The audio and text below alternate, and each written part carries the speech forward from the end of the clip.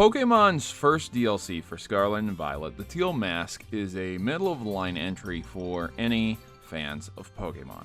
The DLC itself doesn't offer anything substantially new, 8 new Pokemon, it runs poorly at times, it doesn't look good, and only has roughly 12 hours of content. The asking price is $34.99 for both DLCs paired together. Even with all these negatives, is the DLC still worth purchasing? Find out in today's review. Spoiler alert, unless you are a hardcore Pokemon fan, it probably isn't. But why don't you hear an opinion from a guy who's been playing since 1998?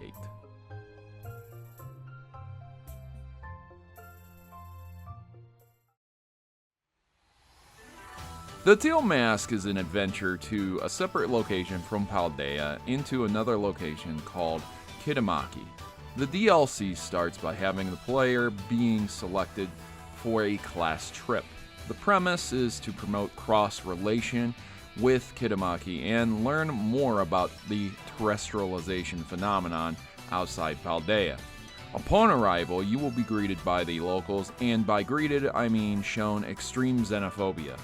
Game Freak really gave me the Asian vibes here with the rice fields and the whole openly racist against quote-unquote outsiders.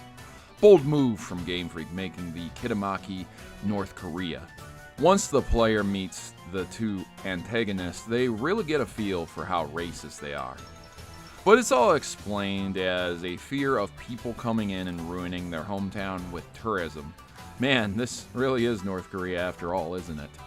Anyways, the game progresses within a few days and pushes the idea of learning this location's culture while gradually explaining the lore of the area.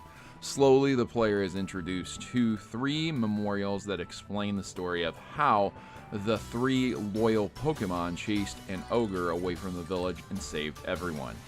These Pokemon apparently died doing so and are idolized by the people of the village.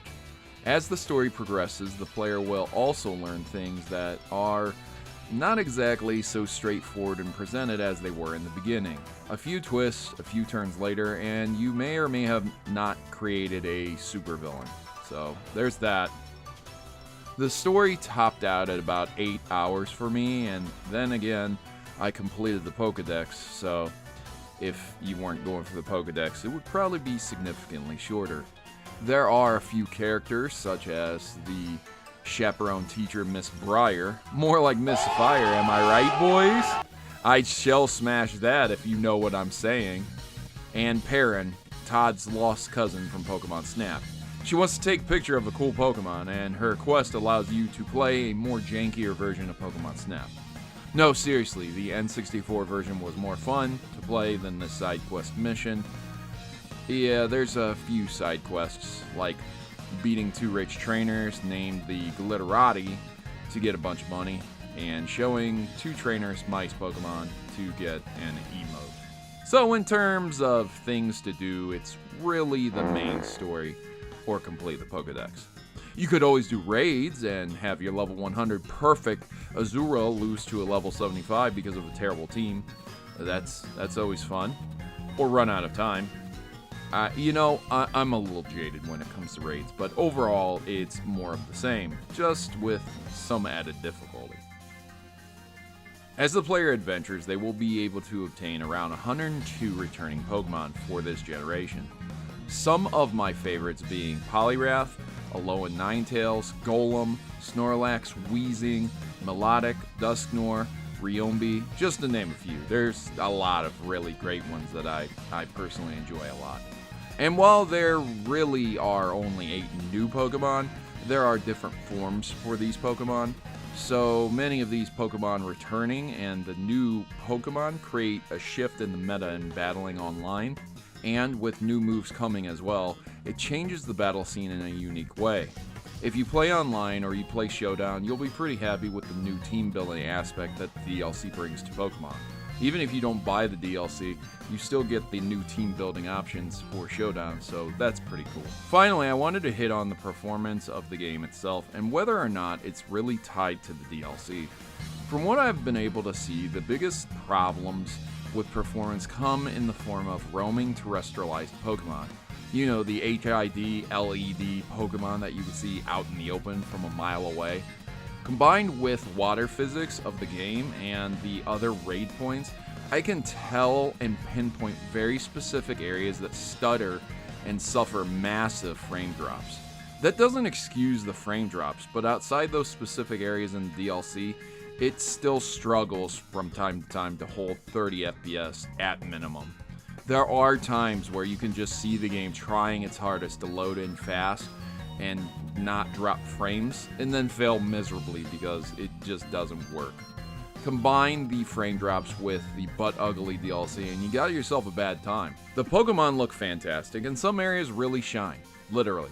But most of the game is bland, boring, and it looks almost unfinished. Not one of the better looking DLCs. Before I wrap up this review, I wanted to talk about a few more things that I just couldn't really place anywhere. Everywhere I personally went, there were items on the ground. Not complaining, I'm just noting that like every 3 seconds I was literally finding TMs and items on the ground.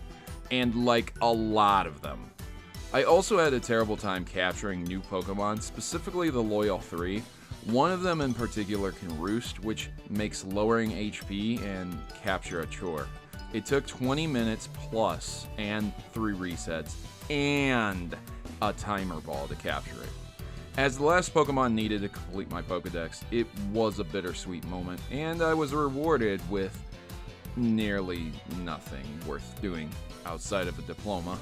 I already had the shiny charm from the Paldea region, so what you get is a charm that gives you more Terra shards. So there's that.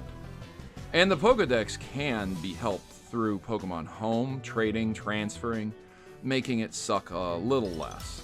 You can also find evolved forms of Pokemon in raids, which can save you time or increase your frustration depending on how crazy the raids are.